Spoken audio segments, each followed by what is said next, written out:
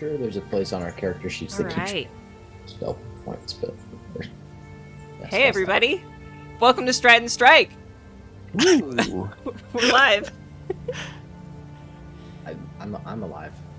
All right, so we're having some slight technical difficulties. I need just a moment to make sure that we're good to go. Please stand by. You may see that I have Emma's iPhone in our screen.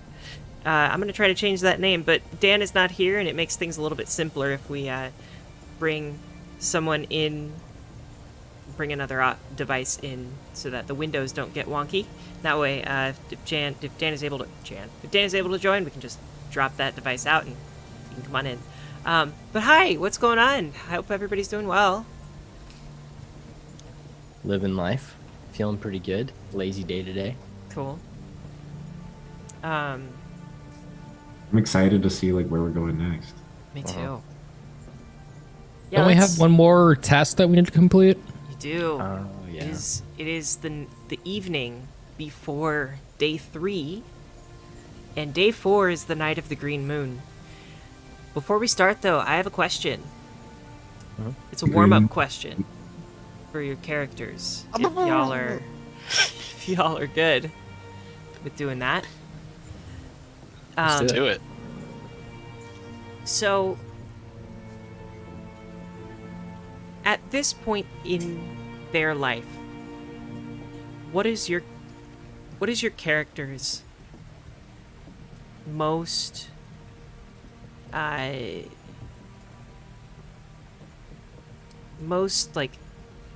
salient is not quite the right word that I'm looking for, but most well, let's just do this. What's their best quality? What's their strongest quality? What would you say your character's strongest quality is? Oh gosh. So for Agnes, I would say that Agnes' strongest quality is probably confidence. I think she believes very strongly in her skill set and her ability to do things, and I think her confidence really, assists her and helps her, achieve great things and have good relationships with the people around her. Nice.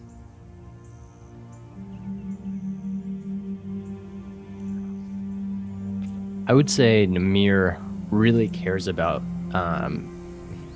living by his values. He's very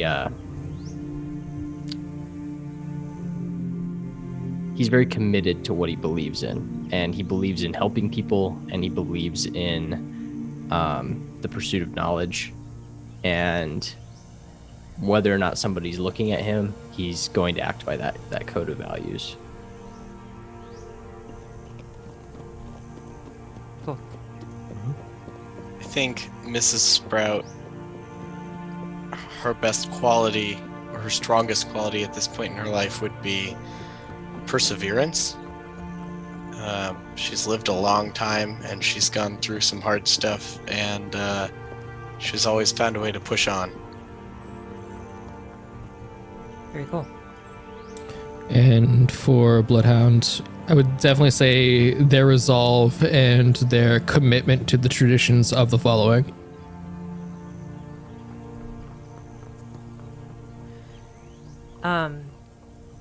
I would say for Arleth, I would say she really prides her analytical mind. She has a very logical, analytical mind, and I think she analyzes everything that she comes across. And while it can sometimes be a weakness because she can fixate on things a little bit too much, I think it is overall her greatest strength because it allows her to see things and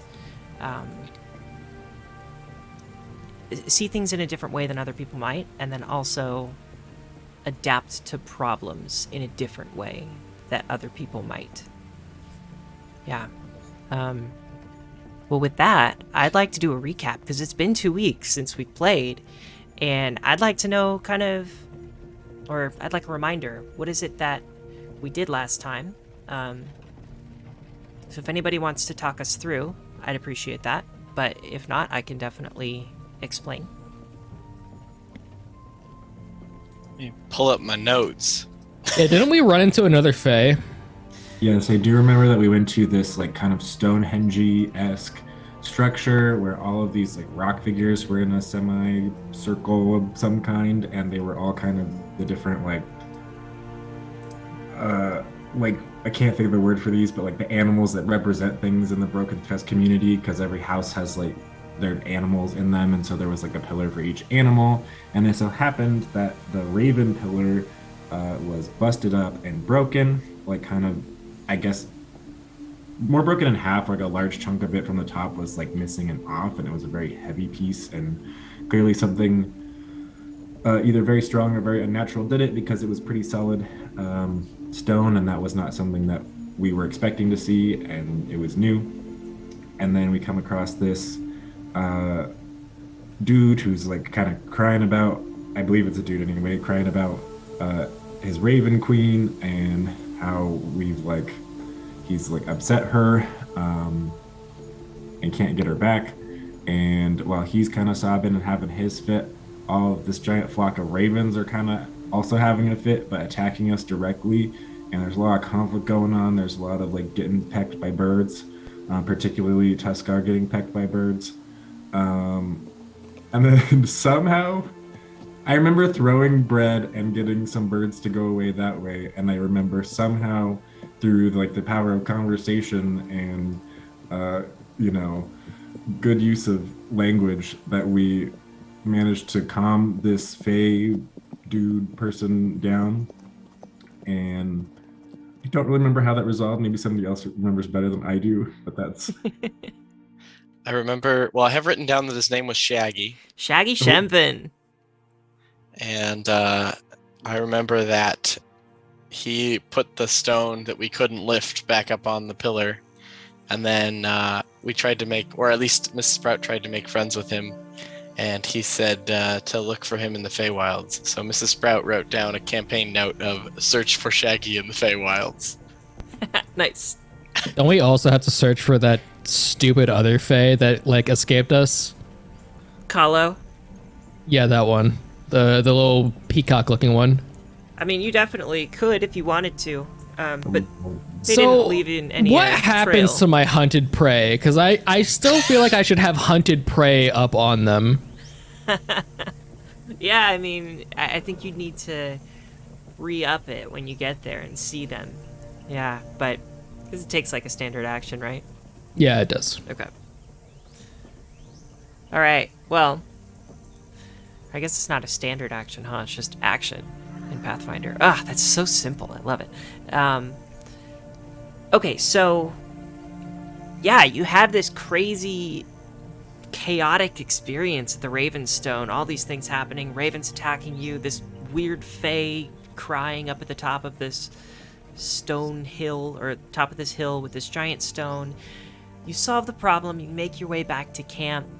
Letsua and Grandfather Awa approach you, and they're like, "We have one more task for you. We need you to capture the tapirs that are needed for our herd, because those tapirs will help alert the herd if there are any dangerous predators."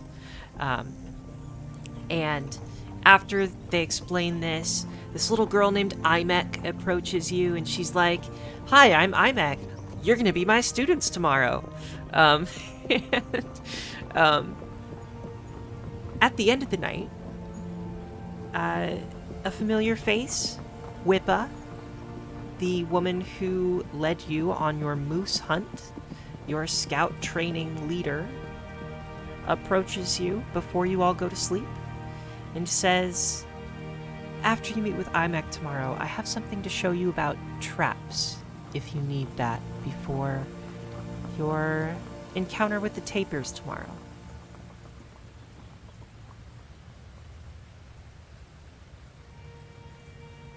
Bloodhound's ears perk up, not that you can see it underneath the plague mask. I'll let you get some rest, but I will meet up with you after you spend some time with Imek. Keep in mind, she might be small, she might be young, but she has a lot of knowledge to share.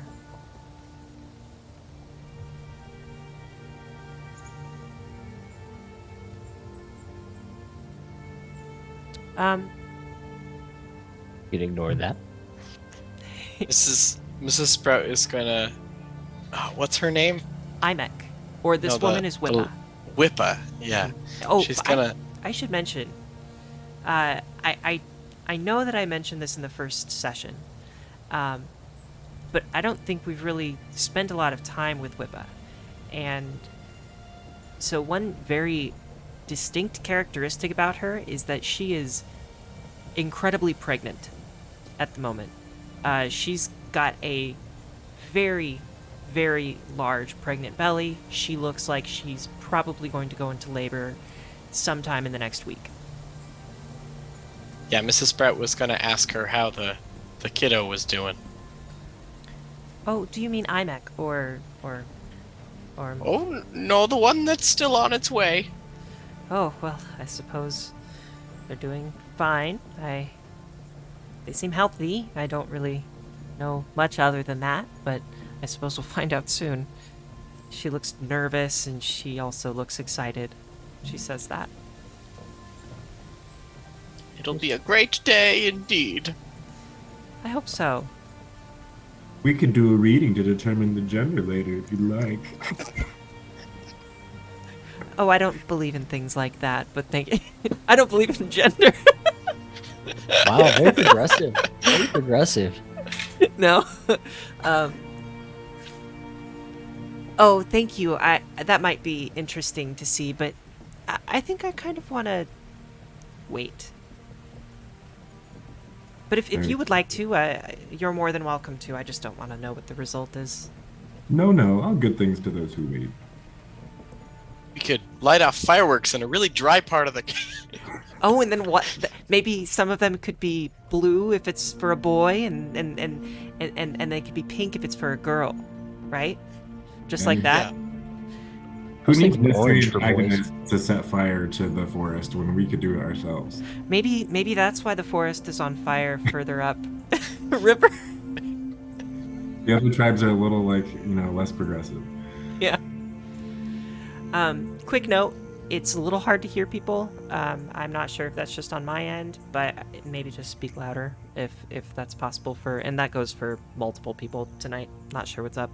Everyone's pretty loud on my end. Okay. I don't see anyone in the chat saying anything either. Is it a mix issue?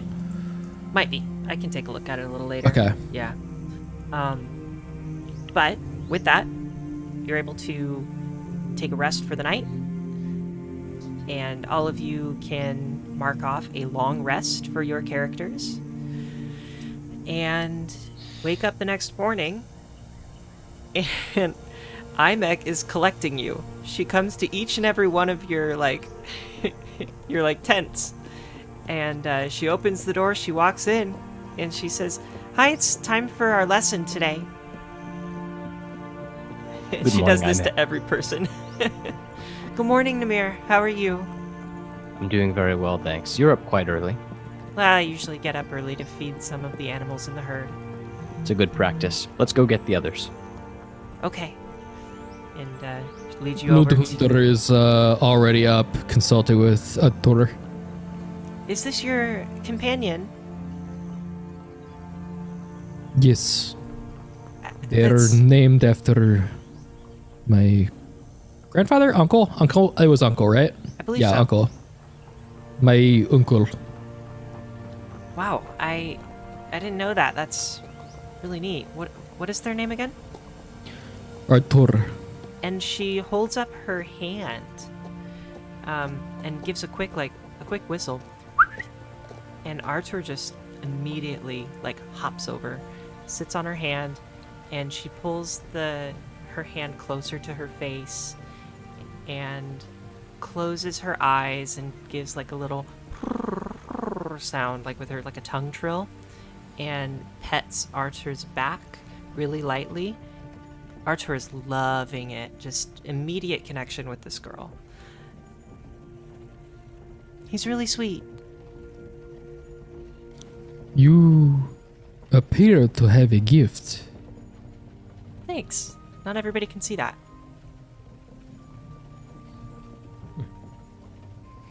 And she'll lead Namir and Blood Hunter over to Mrs. Sprout. Oh, Good morning, Mrs. Sprout. It's time for our lesson. I'm just a little stiff in the morning. Oh, should I go get Agnes first? Maybe that would be best. Okay, we'll be back in 5 minutes.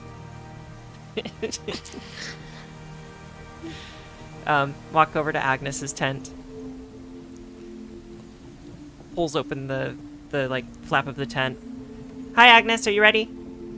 Goodness gracious, sweet child.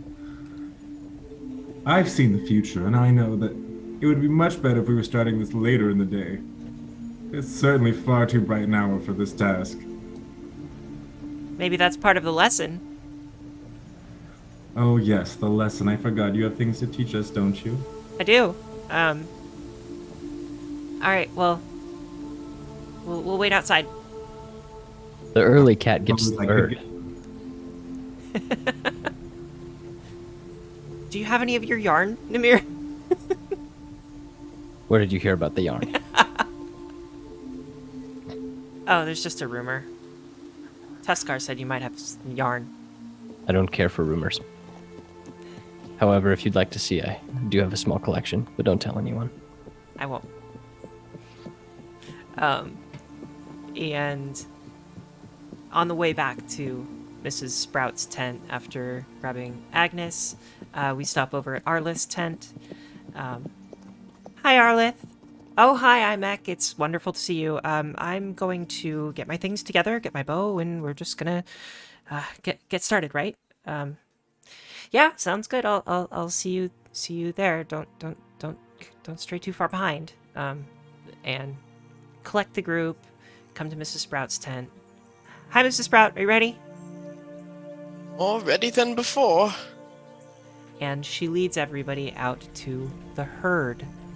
Give me a perception, survival, nature, any sort of check that you'd like, honestly. Like, could probably go any way. Like, even things like crafting might even Well, let me just pick the highest one.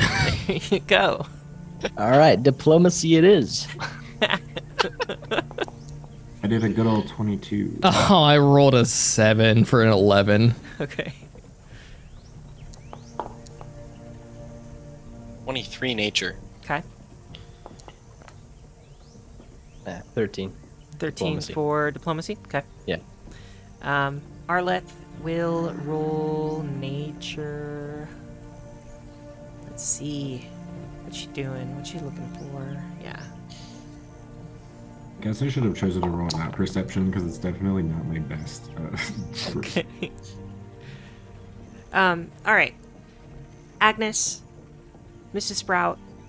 Well, let's go down the line. Agnes, with your perception check, you start to notice that the herd isn't just mammoths. There are different groups of animals that are nearby the herd as well. And so you've got the mammoths that comprise the largest portion of the herd, because they are the largest animals. And then you also have, there seem to be some large porcupines. There seem to be, like giant porcupines, like they're the size of a big dog. You see even some like birds that large birds, almost like the kind that Like a not rock. like yeah I guess you would say, I guess there would be one or two rocks in here that have been domesticated, and they are each accompanied by a person who is watching them. You have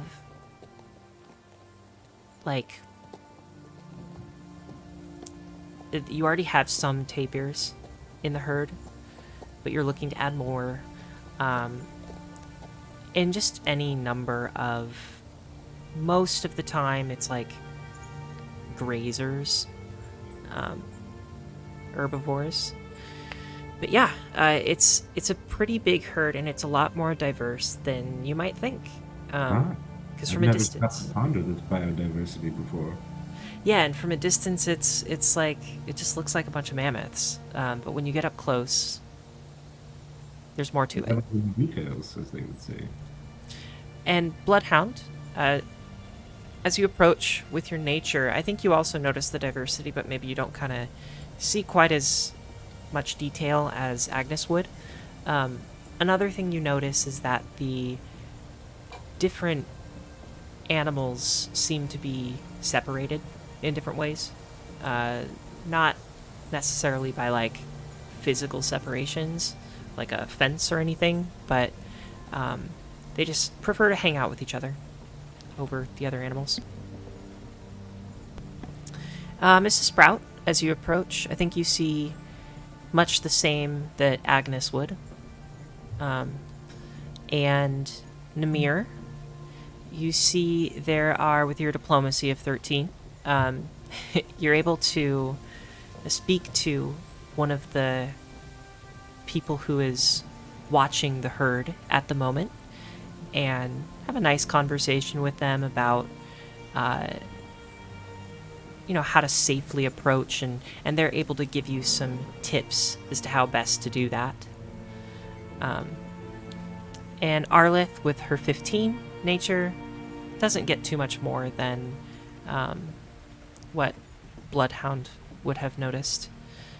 So all of you kind of approach and you get this picture of the herd. And it's pretty cool. Does anybody want to do anything as you approach?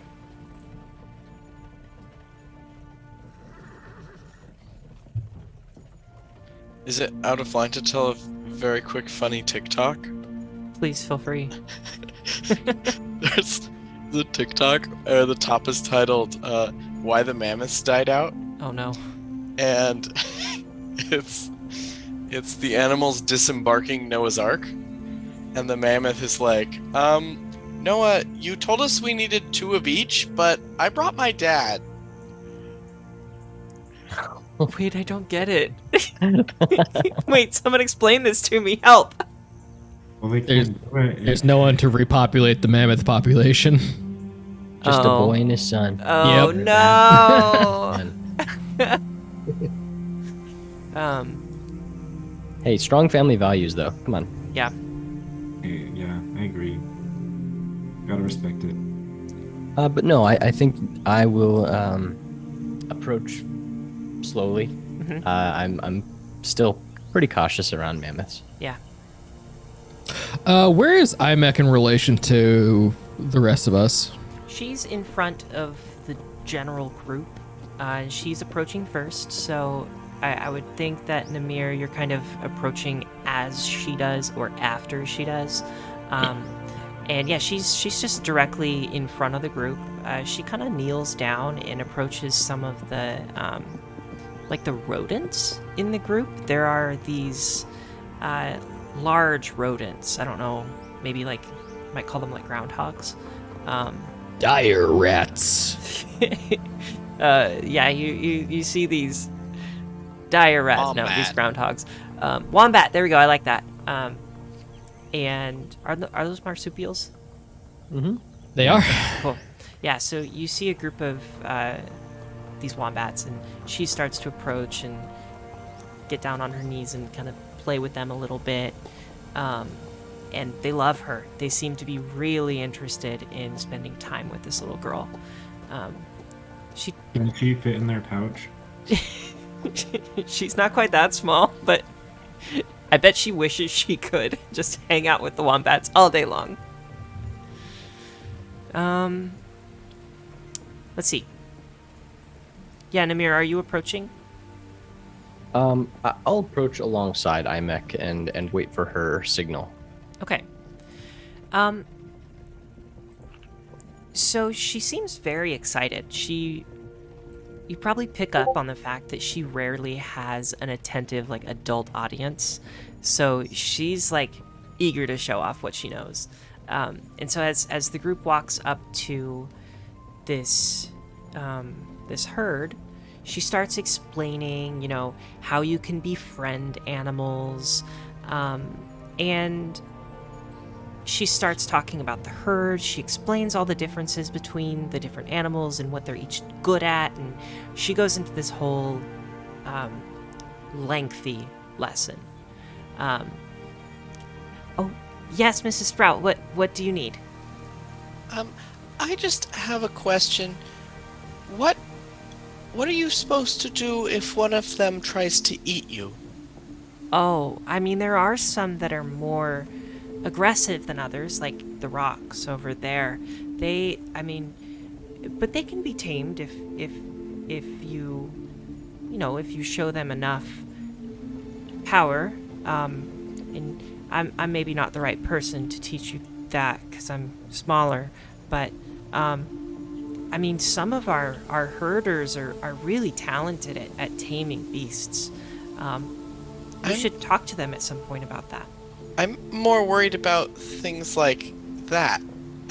She points over at, like, whatever looks like a deer.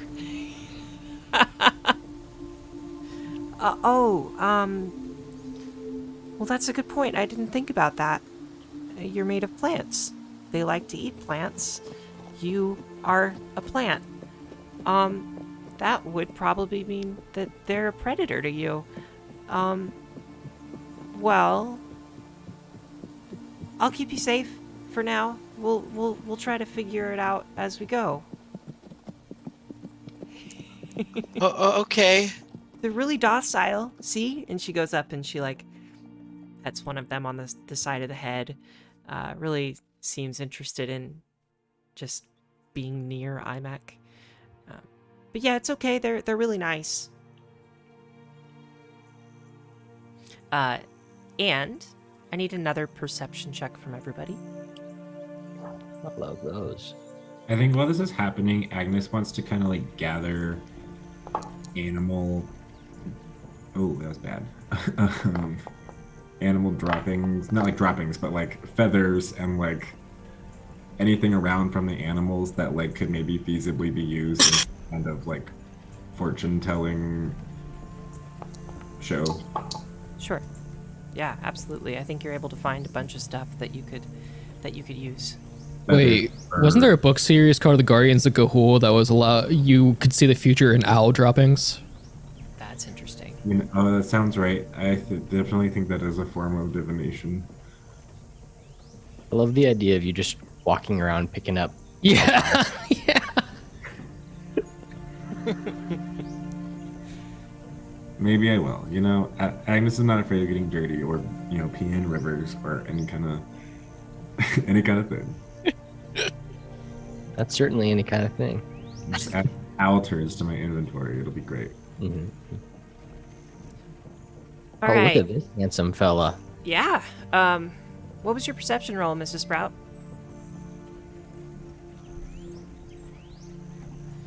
I think you are muted.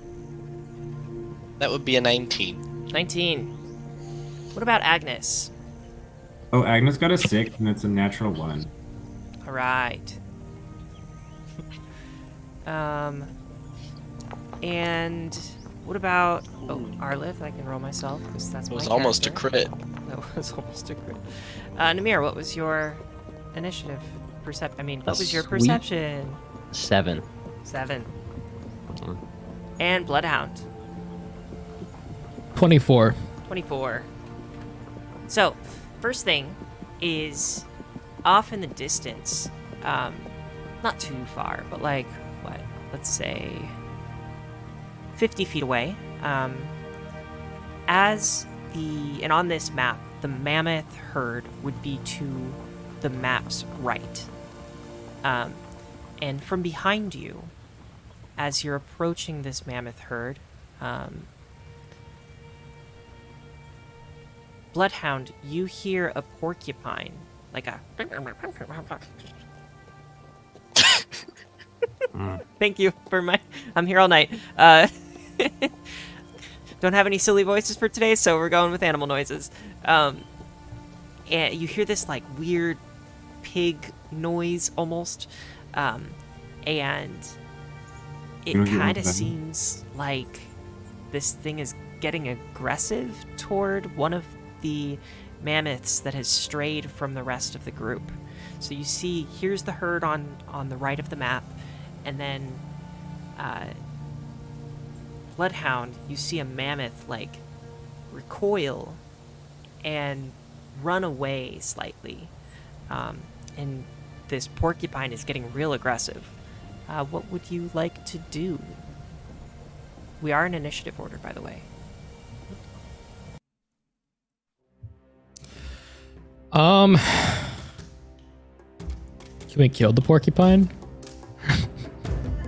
I'm gonna leave that up to you. No. Can I dash and try to grapple it? Sure. All right, so that's 2 actions, and then the last action is going to try to grapple the porcupine. Give me an athletics check. Now we find out if you're more athletic than a porcupine.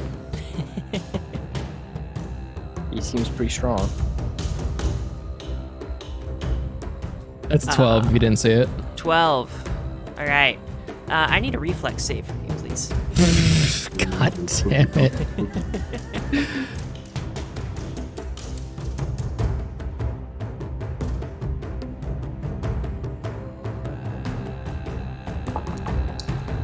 It's a 19. Oh, you just make it. All right. As you try to grab this thing and fail, sorry.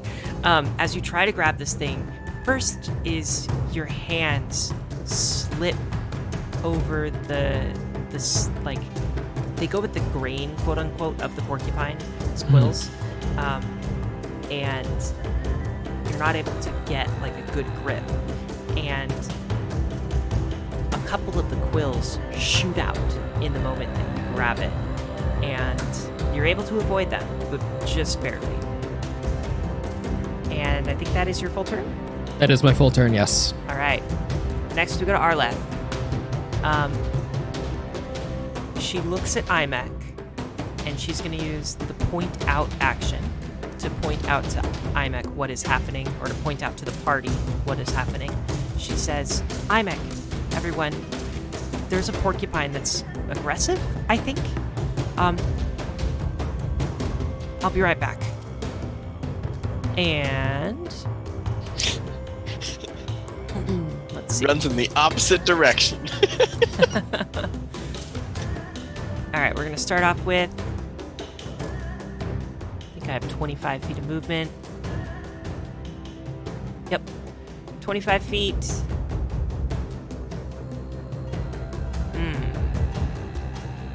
25 feet.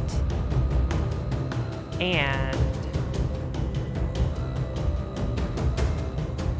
what are we gonna do?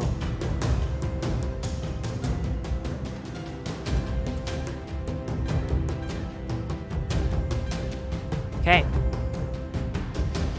Oh, this is hard. She does not want to kill this animal. She's gonna use a nature check to try and calm it down. She's like, shh, shh, it's okay. It's okay. Ooh, let's go. Arleth with a 23. I need to look at my notes. How are we doing? What is everybody doing as this starts? Like, are you, as you look back, what's your reaction? What is your first thought? Embarrassed that I didn't grab stupid porcupine. Oh no. It's a porcupine. I'm bigger.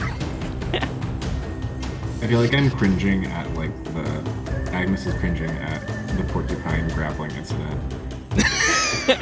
God damn it. Didn't you muff that out from the start, grabbing the spiky beast, and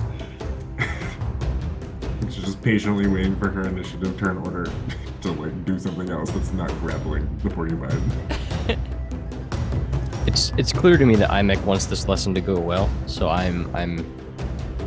my first thought is to make sure she is good and knows that this is normal and not her fault. Okay. Imek told Mrs. Sprout that that she'll keep Mrs. Sprout safe. So Mrs. Sprout is interested in staying near Imek. All right. I have consulted my notes. And I do apologize for my NPC taking a little bit of the spotlight here. But Arlith will use her... she's going to use her understanding of the herd, because she is someone who spends a great deal of time with the herd and with Imek. And she gets down on two knees. She lays her bow down.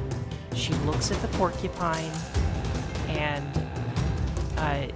she says, "Shh, it's all right. It's all right. Relax. Everything is fine." And then she rips out a little bit of like grass from the plains, and she like gets really low and holds her hand out, and the porcupine kind of huffs and puffs a bit, and then begins to calm down, looks at Bloodhound, backs away briefly, and we are now out of combat as this porcupine begins to approach Arlith, looking back every now and then. Bloodhound, give me a perception check on the porcupine.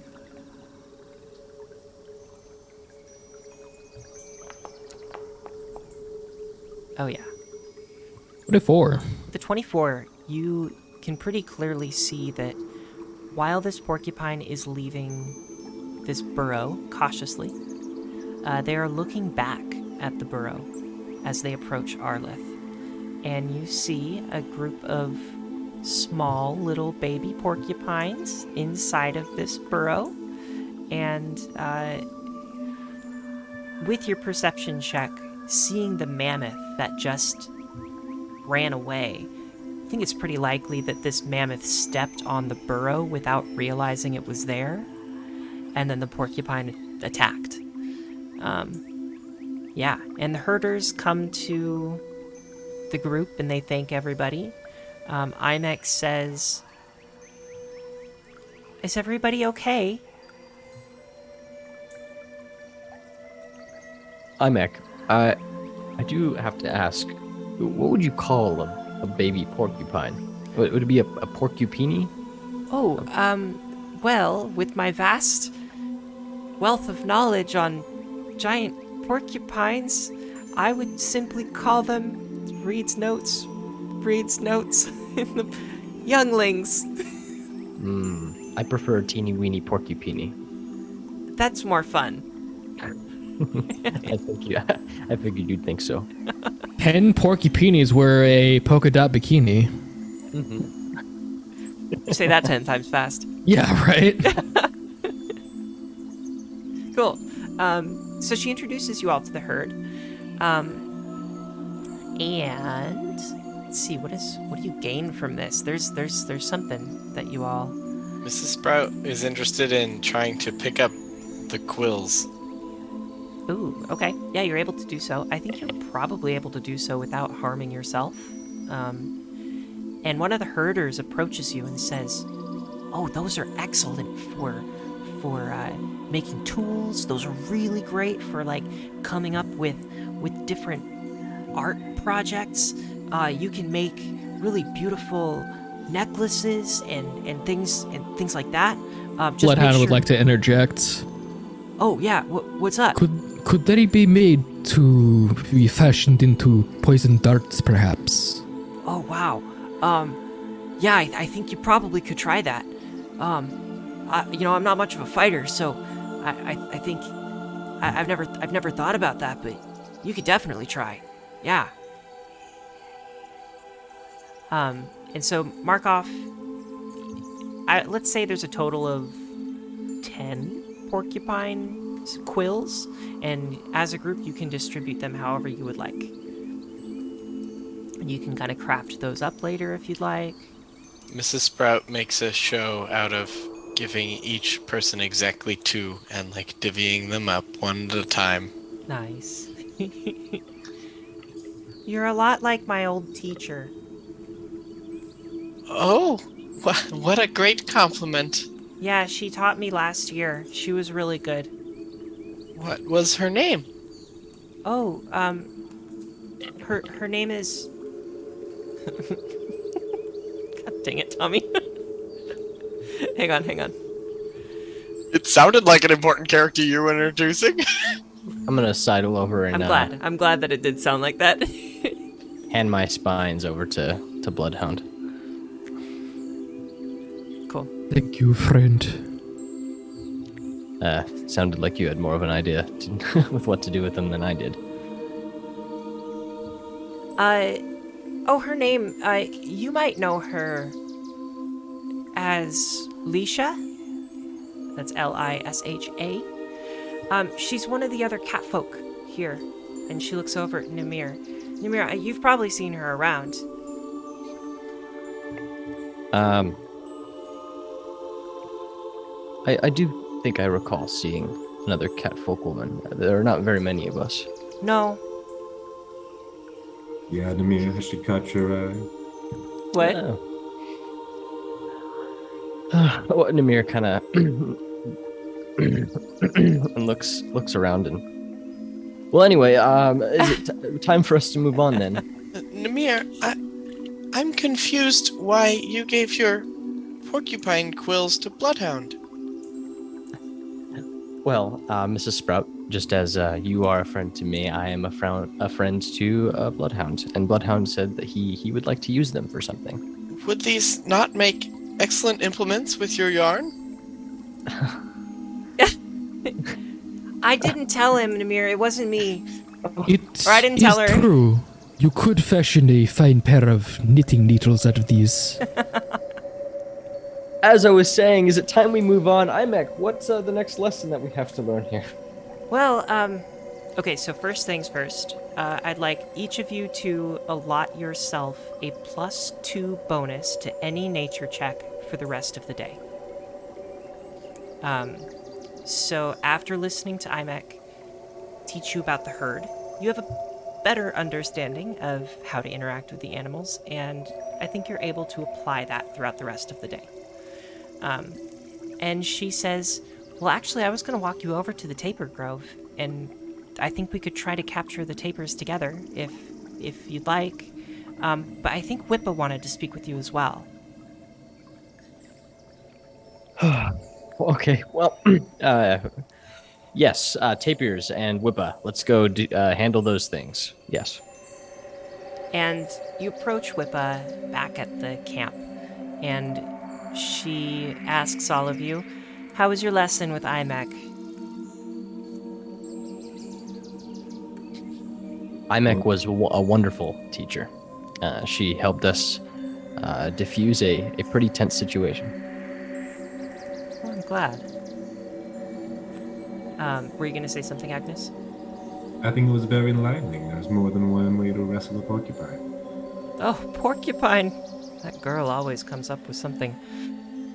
Anyway, the thing that I wanted to show you is how to create snares.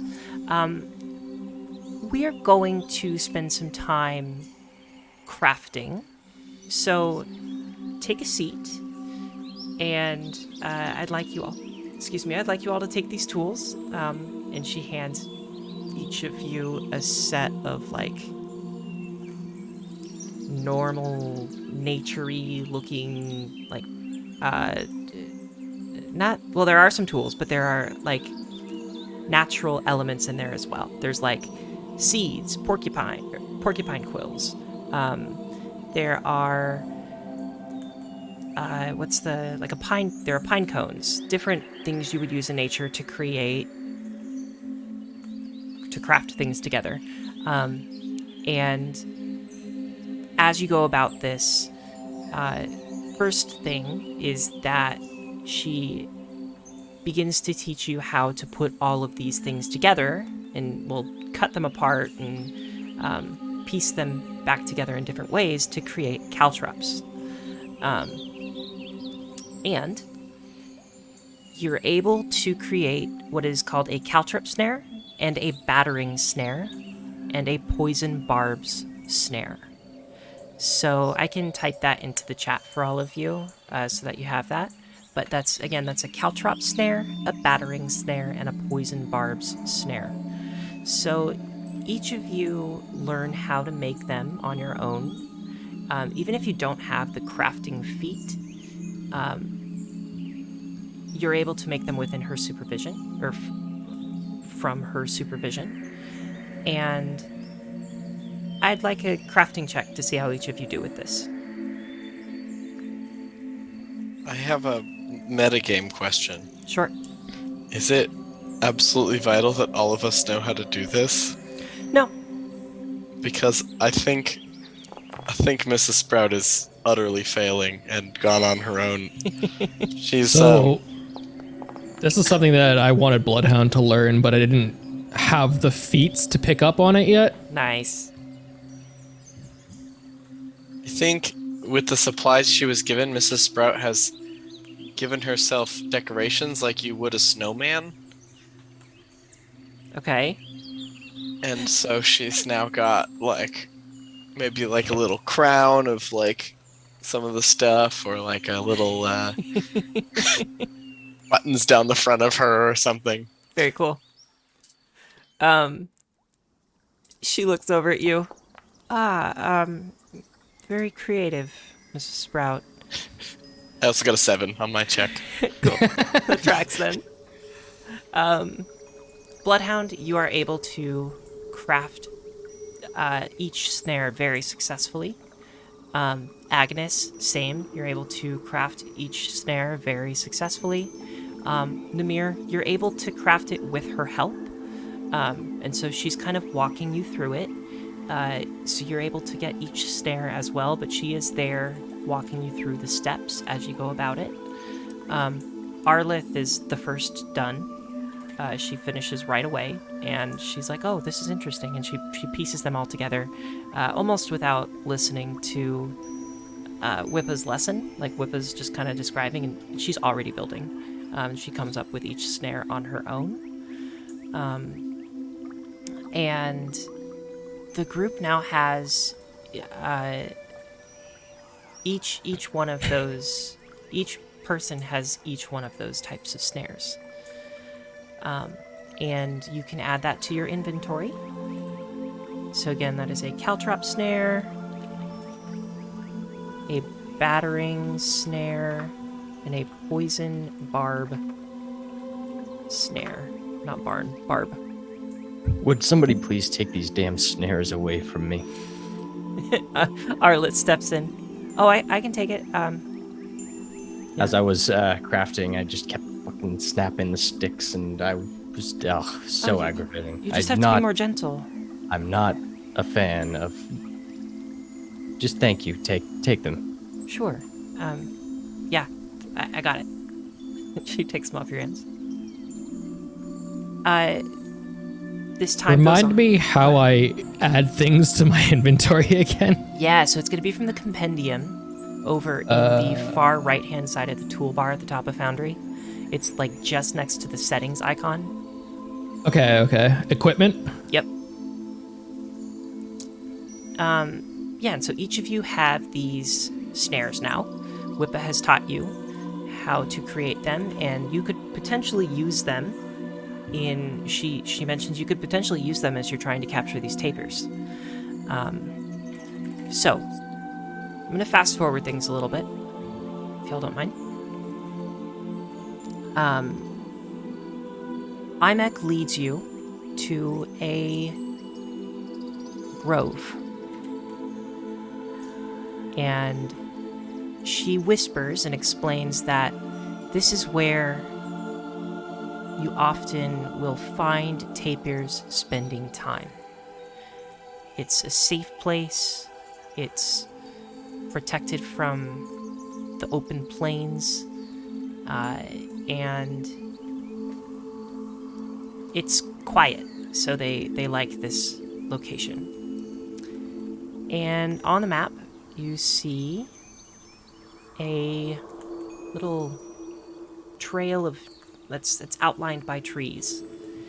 And I would like for each of you to give me perception for initiative.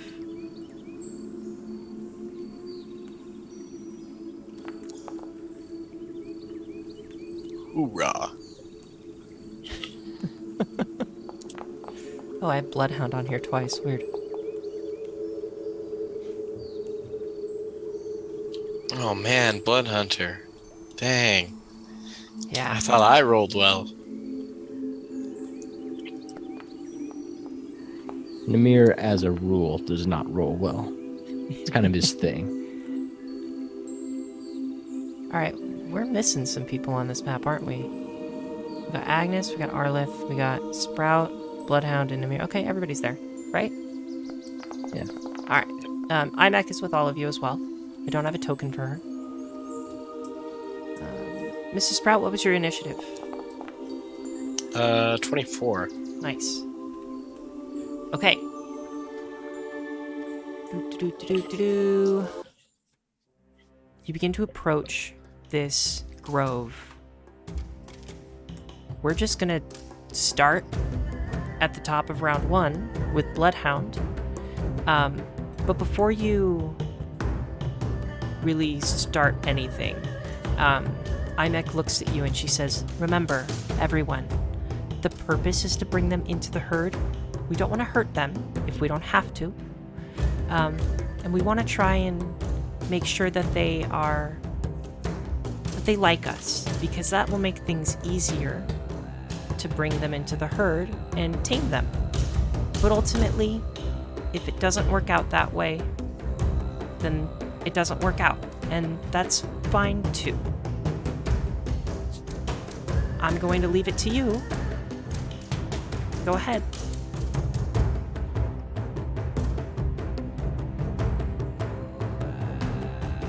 You are muted. Oh, sorry. No, you're not. Would you like us to use our traps, perhaps? I think that's a great idea. I'm not sure which one would be the best to use. After all, Alright. we want to poison the tapirs that we want to take home. Yeah. And yeah, I'd like to make a movement over here and then place a cow traps. What do I have to do for that? So you can use one action to set your trap. Let me double check that, but for right now, yeah, you can use one action to set your trap down where you would like it. So pick a square, and that square will have your trap there. Okay, then can I do the square right here? I think that makes a lot of sense. Yep. And that would be the battering snare. All right, cool. I'll go ahead and put a marker on the board for that. Let's see. That's pretty big. Well, we'll know that it's centered on that square. All right. What else would you like to do with your turn? I'd like to dash an additional 25 feet. Okay. Is that your full turn? That is my full turn. Awesome. Next up will be Mrs. Sprout. Mrs. Sprout, since you saw Bloodhound put this trap down, just give me a pretty easy acrobatics check to get through it, since you know where it is. Sure.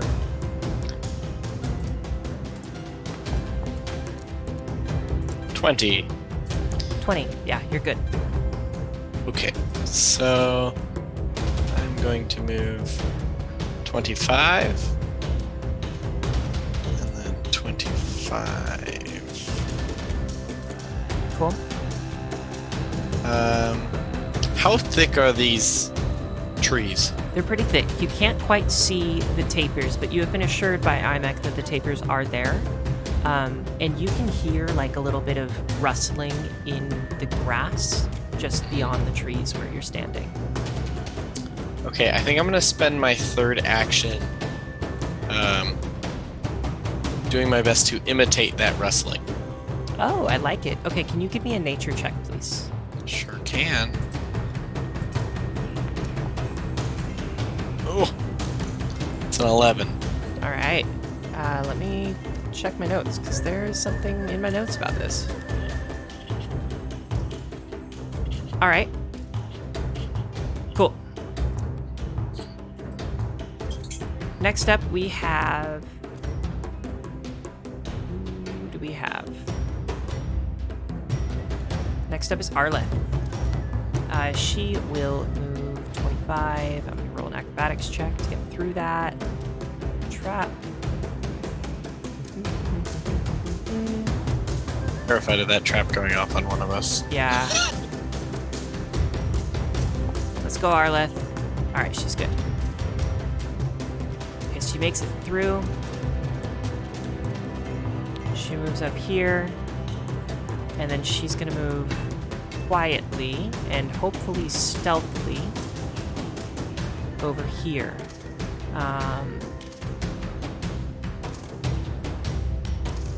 Roll a stealth check.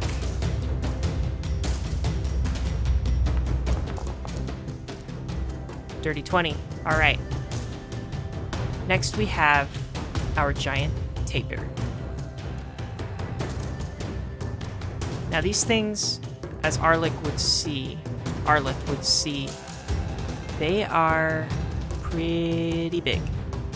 And so our first tapir. Let's see what they do. Turns. No. Wow, they're so overpowered they can turn. You know what? It doesn't actually. It doesn't hear Arleth. Doesn't do anything.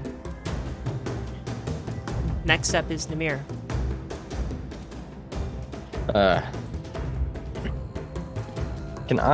Would this take an action? I'd like to do a nature check to see if the foliage is dense enough to prevent movement, or if it would just be really slow going. I'll give you... Yeah, you definitely can't see through it. But you know the direction to get closer to the grove would be like you know how you would need to get closer to the grove based on the sounds that you can hear. So you can move at half movement through that. We'll treat it as difficult terrain. Okay, so that tells me the tapirs probably could go through the foliage if they had to. Well, okay, so they probably could, but it would be... Actually, I think they're a little too big to really get through that foliage. Okay, cool. Yeah. Then I'm gonna go... I'm gonna make a pit stop right here. Okay. And I'm going to cast Guidance. And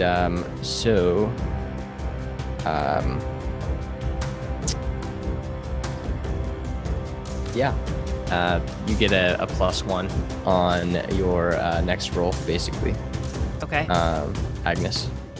And then I'm gonna go up here and call to the others as quietly as I can, so that at least Mrs. Sprout and Bloodhunter can hear me. I'll be waiting out here. I want to make sure they don't get away if they do come back this way. Bloodhound nods. And so that's my turn.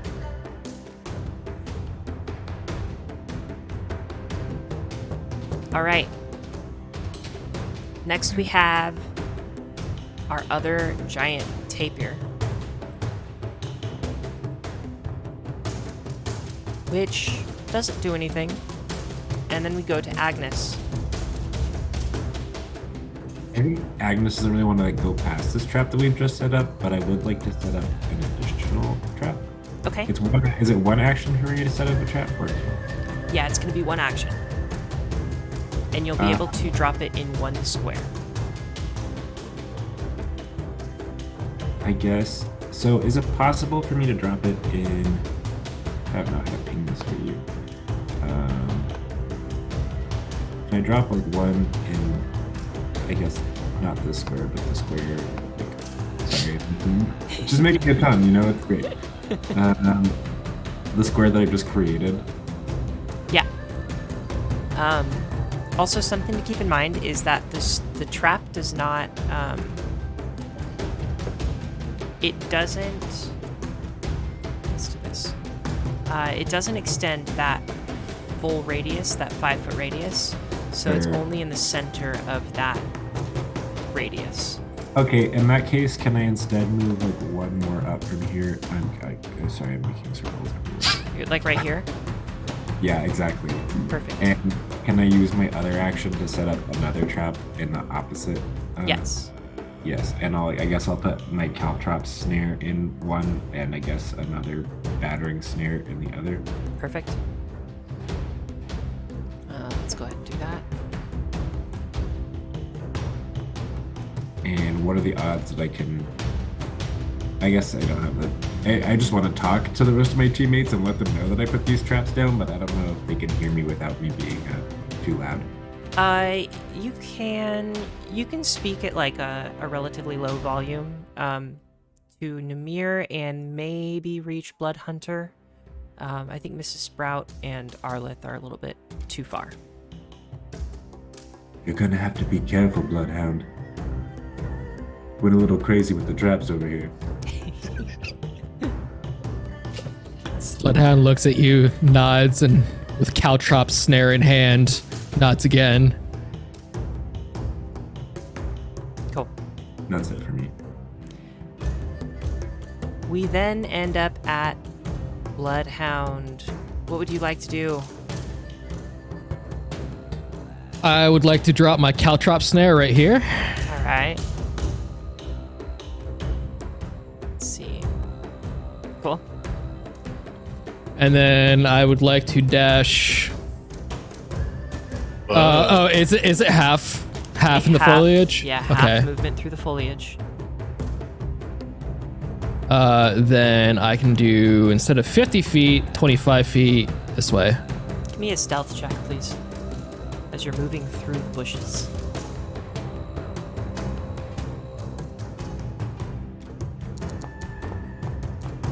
That's 20.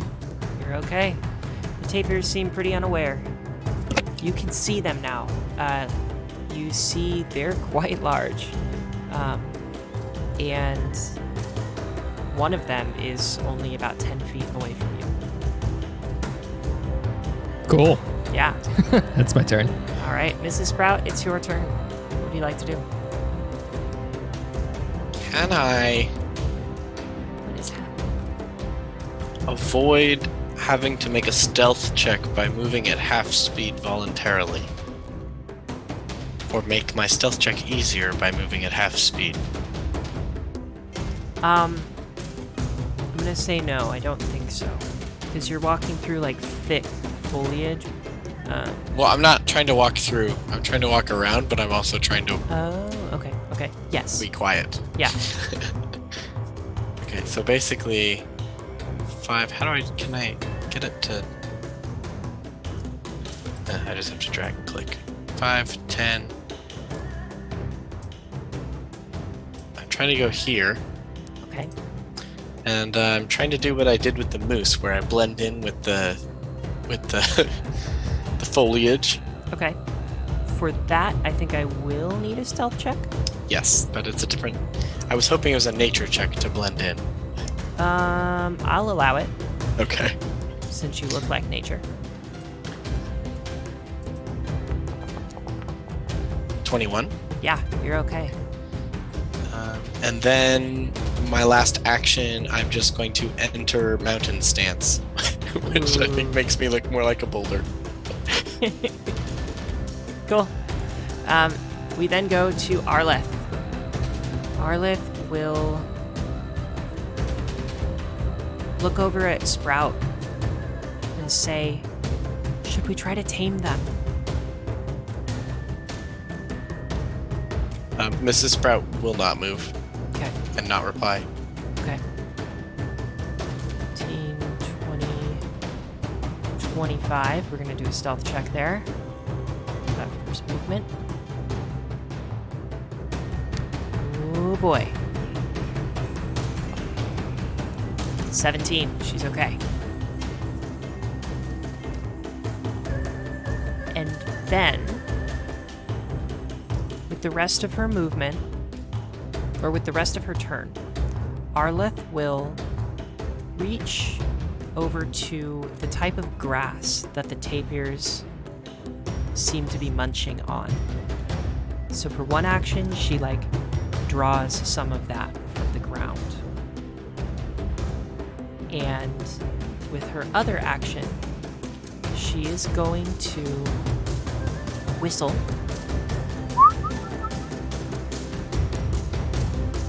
and kind of make herself as low as possible.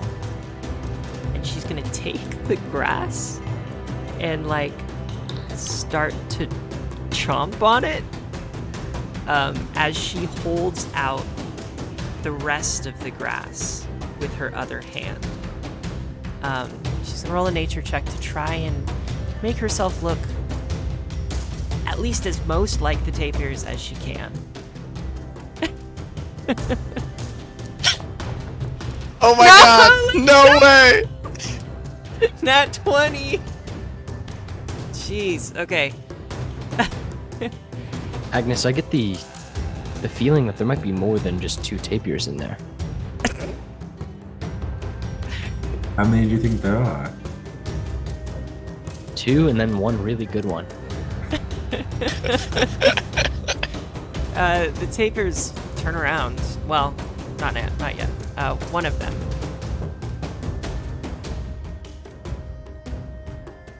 One of them turns around and looks at Arleth and begins walking over toward Arleth. Slowly, it's going to use all of its turn to move. How much speed does this thing have?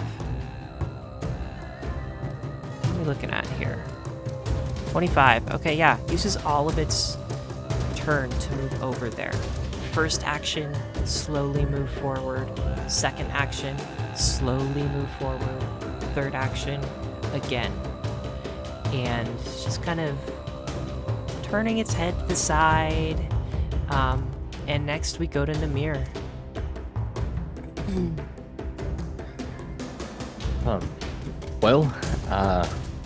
Doesn't sound like things have gone to shit in there.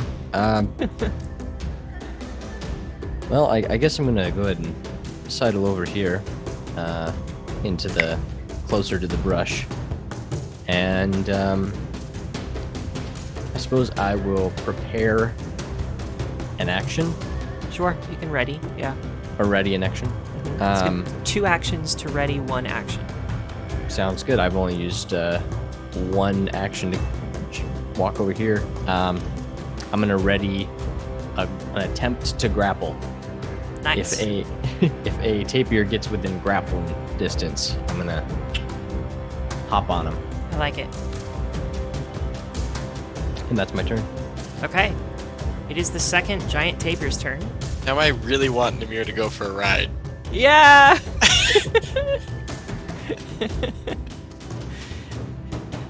Level 20 Namir is just in a herd of tapirs commanding them. 110 pounds of tapir tame injustice. The second tapir will do kind of the same thing that the other one did. Looks over at Arleth. Slow movement. Uses its full turn. Completely passes right by Mrs. Sprout without realizing Mrs. Sprout is there. And next we go to Agnes. Agnes is kind of going to be similar to Namir, and I want to move maybe over here to the side of this trap. Okay. And then, I guess what I want to ready is a tumble through. That's what I would like to ready. Yeah. I like it. Full turn? Yeah, full turn. All right, we're now back at Bloodhound. Yeah. So, all right, this is going to be a little interesting. Yeah. Can I take 2 dash actions to go all the way over here? Or is it good? Am I going to be impeded by the edge of the forest? No, you can make it up there. Okay. Yeah. Now, keep in mind, as you run, something you would probably know beforehand is that the tapirs are probably going to turn. Well, They're I would probably like gonna to do- stealth if possible. Sure, yeah, then give me a stealth check.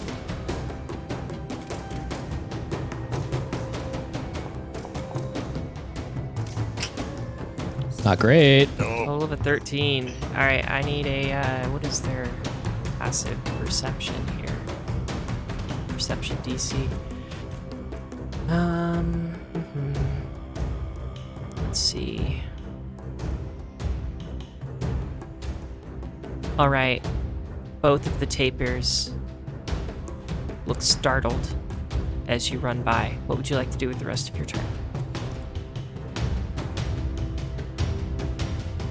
I would like to step in their general direction and start screaming. Okay. So it begins. And so it begins. Oh, Cool. Is that your full turn? That is my full turn. Nice. Mrs. Sprout, you're up. Oh wow. I feel like Mrs. Sprout was invisible to the tapirs and everything, and was a little startled by the screaming.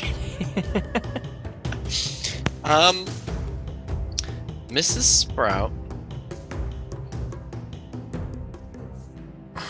would like to spend an action to pull out a rope. And then spend however many actions you think it is required to try to rope a tapir. Yeah, I think give me a give me one action to try and land your rope, and then I think one action to try and like hold the tapir steady. So let's do an attack roll, I guess, like a general melee attack roll since you're right next to it. An unarmed attack, you might say. Ooh. I don't know. I don't don't think know. so. I think this is... I think... Yeah, give me an unarmed attack.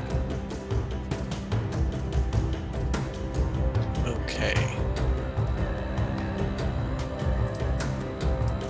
For some reason, I don't know where I put that. There we go.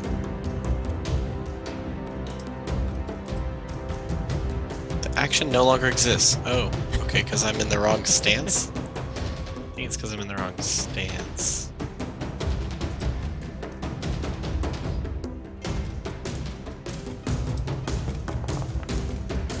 Yes! 22! Nice. Okay, so you rope one of the tapirs, the one closest to you. Yeah. Now give me an athletics check. Athletics.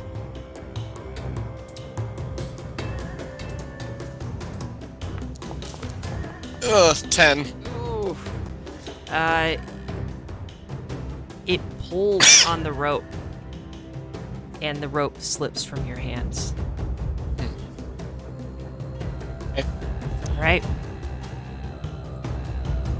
We're now up to Arlith. She kind of glances over at Bloodhound like, ugh, really? And she... It wasn't on purpose. No, you're good. And she goes... She stands up and walks, holds the grass out, and walks this way in front of the tapir, trying to like coax it toward.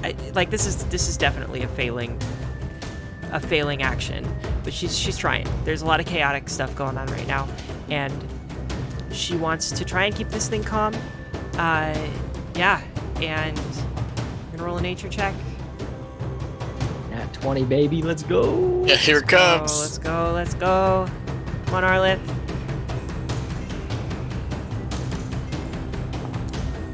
Okay, that's pretty good. That's a 19. I think think she's able to get the attention of the tapir that that Bloodhound.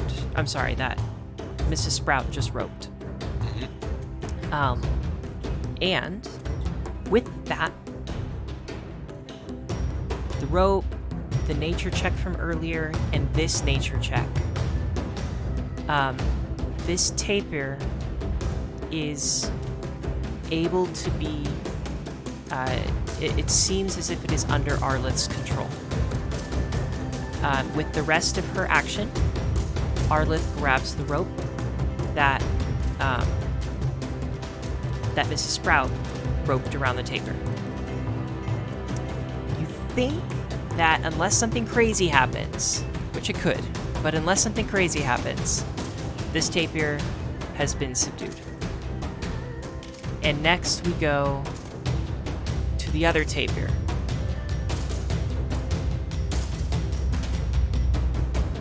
Sees Bloodhound, rears up,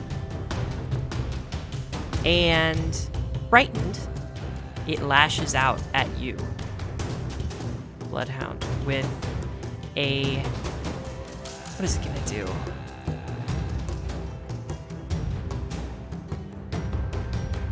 It's gonna do a bite, jaws attack. It's like hefty molars. Does 24 hit you? No. Yes. That was almost a crit. That was almost a it crit. does.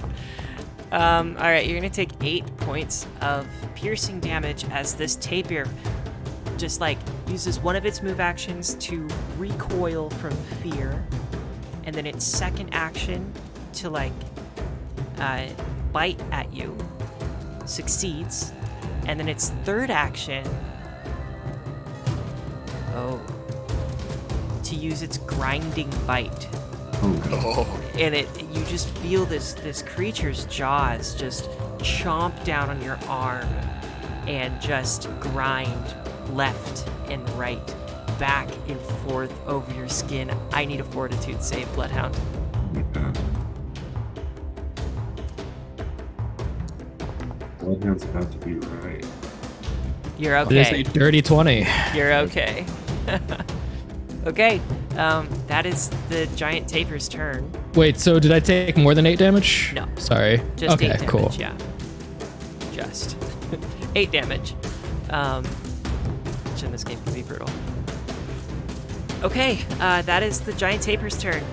And next we go to Namir. And you hear like a...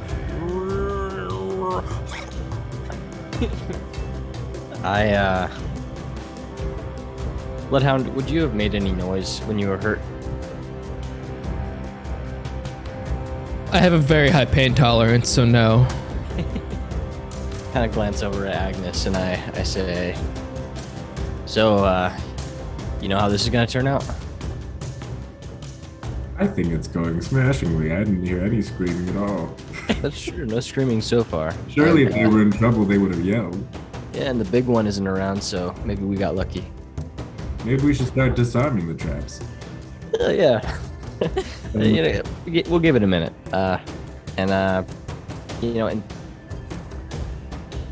I guess I'm just gonna stay prepared to grapple the tapir if necessary. Okay. That's it. All right. Next is the other tapir's turn, which doesn't do anything, just waits for Arlith. And then Agnes, it is your turn.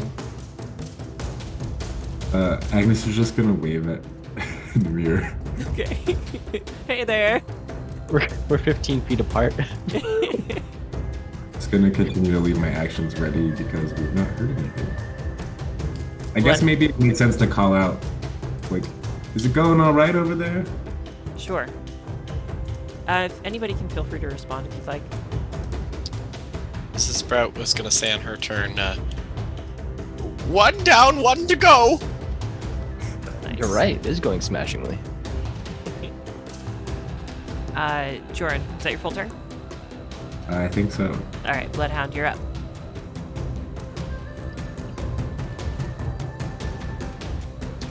So I don't have anything prepared because I wanted to make the tapir go in this general direction, Yeah. but this one's subdued, right? Yeah, it does seem that way. Arleth seems to have a pretty good handle on that one. Remember, everybody gets a +2 to nature. Can I nature check to calm it down? Absolutely, if you would like. Oh, then yeah. We're doing that. Cool. Ooh, that was great. All right, so that's 22 to the nature. Yeah, 22. DC 22. No shot.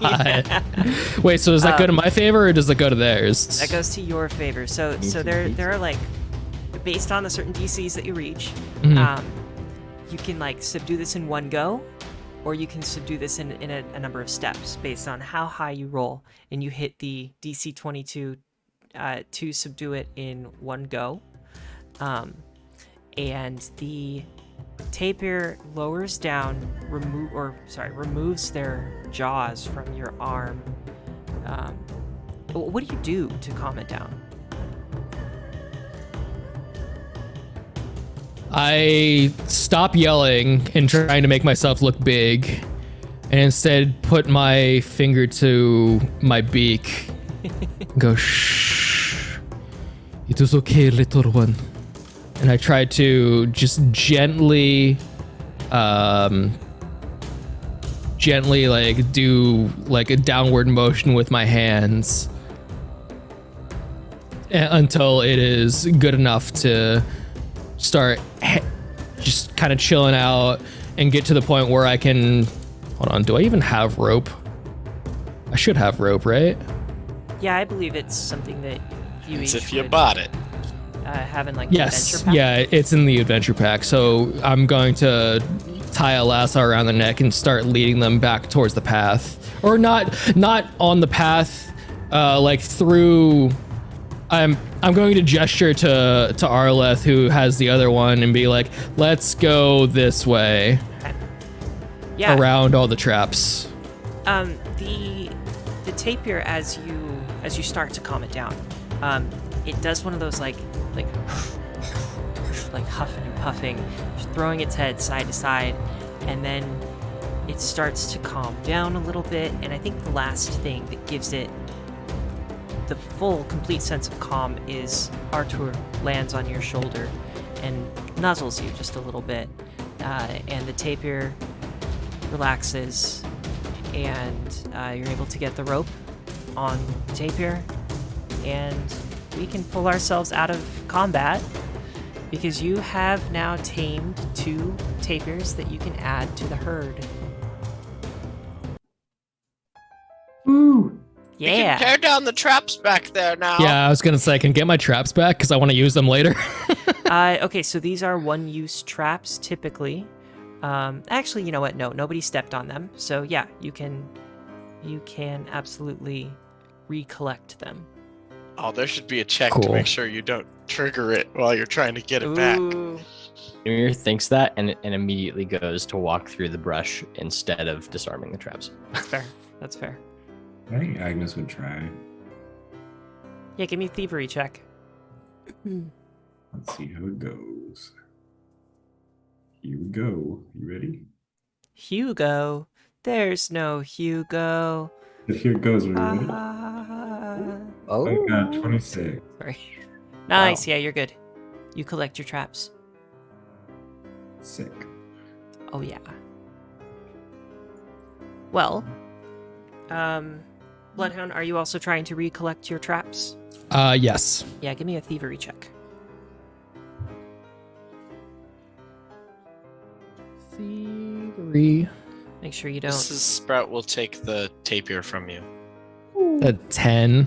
Okay, a 10. I think with a 10 you're able to make it happen. Like it. If I do it like slowly. Yeah, you can. Yeah. You can make it happen. I think anything below a 10, you'd probably step on one of them. Mhm.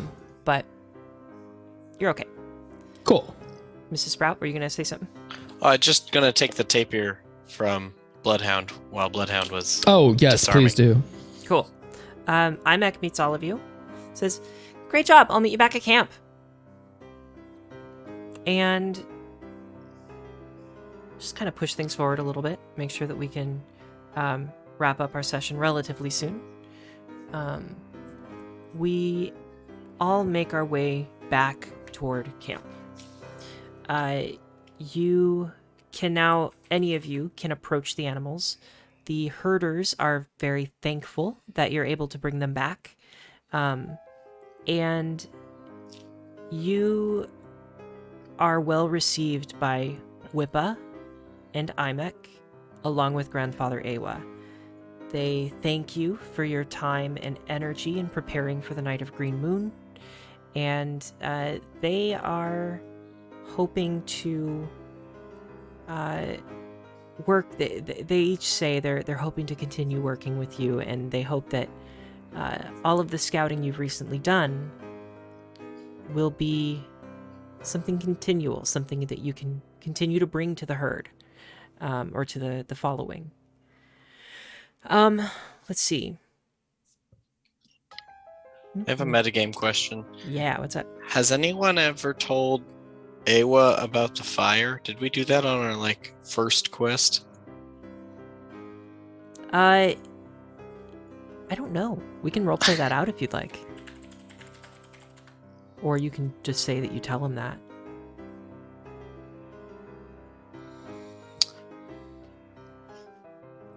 I don't think Miss Pratt would do it, so...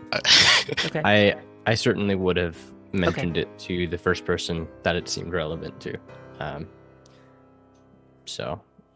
I probably would have said something to the effect of, I'm sure you're aware of it, but there are some fires to the north. I believe it's to the north. Is that correct? Yes.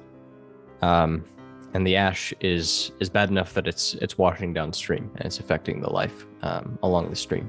I don't know if it's something that you need people to look into, or if it's something you already are aware of, but I figured I would do my due diligence to let you know. Sounds good.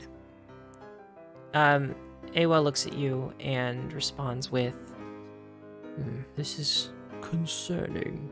I'll make sure to have some of our more advanced scouts take further look into this. Thank you, Namir." Go ahead. Can I also do one really quick thing? Yeah. Once we're back in camp, I would like to do my best to mock up a teaching certificate. Oh.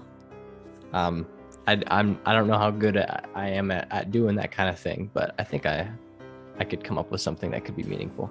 Yeah. Question: does this cat have a brown nose, perhaps? And she's a little girl. She's got to know she's doing a good job. Okay. She's smarter than all of us. She knows she's doing a good job. That's fair. That's fair. Successful mission. Everyone knows kitties and little girls are best friends. And this is why I don't like any of you as much as I like her. She doesn't spread rumors. She doesn't call me a cat. She did inquire to your yarn collection. It was a rumor somebody told her. I think Tuskar probably told her. Keep his mouth shut.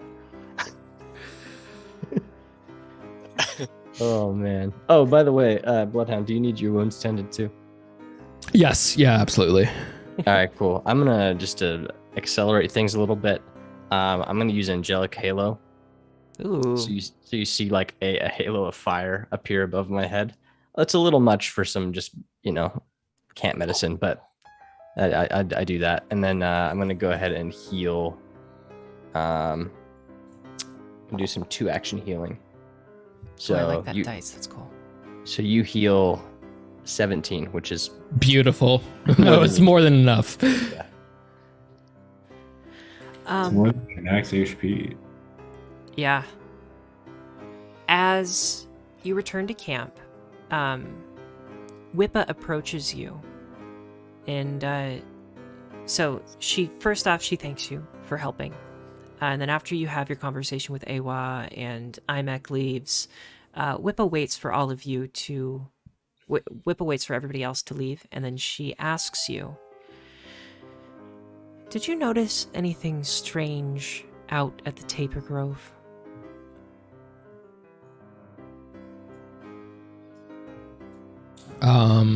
Other than the fires? Yeah, well, I hope you didn't, but just for peace of mind, could I please take a look at the snares that you crafted and brought with you? I'm assuming you used the snares? Or at least We- set them? Set them, but we did not use them. Could I see them? Of course. Is everybody getting their snares out? And they hand them over. Okay. She expects some from Miss Sprout, and Miss Sprout's just kind of like, Didn't make any, sorry. So she begins inspecting the snares, and she looks disturbed. And she takes like the pile of snares that you're holding in your hands, Bloodhound, and she reaches in, she grabs one of them, and she says, "This is not our snare. These are not the materials that we used. This is someone else's trap." And with that, I'd like to call session for tonight. What in the changeling switcheroo is going on? I've had these snares for 5 minutes. But if you were to take them away from me, I would kill everyone in this room and then myself. You know how to eat them now, though. It's fine, right? I True. blame Agnes. Agnes never saw that. Like, they never left Agnes's sight. I was in the bush. If something was wrong, it wasn't me. I promise. I have an alibi.